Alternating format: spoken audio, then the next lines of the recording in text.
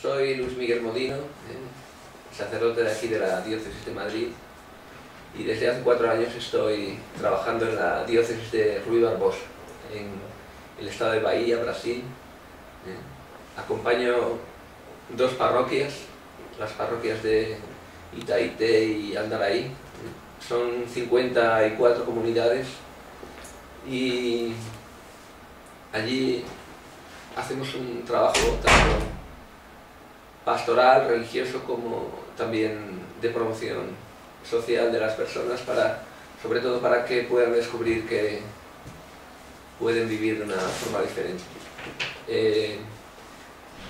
En Brasil, sobre todo en el nordeste, que es la región más pobre de Brasil, todavía se vive en una situación muchas veces de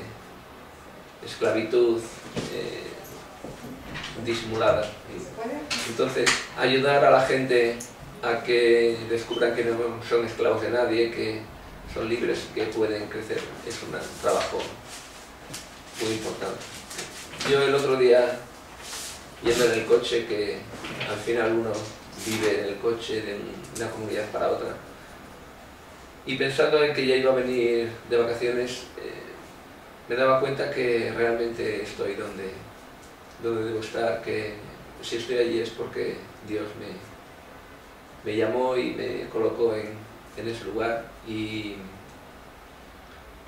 desde ahí uno siempre trata de hacer ese trabajo de acompañamiento de las personas, de las comunidades,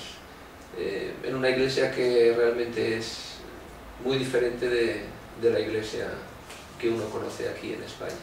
Una iglesia donde los laicos también asumen un trabajo muy importante, donde ellos acompañan a las comunidades casi constantemente, porque al final nosotros aparecemos cuando podemos, una vez cada mes y medio, cada dos meses, y bueno, hacer un trabajo de formación también con ellos para que cada día puedan conocer un poco más en todos los sentidos, tanto humanamente como pastoralmente como espiritualmente. Y nada más, todo eso es lo que más quería contar.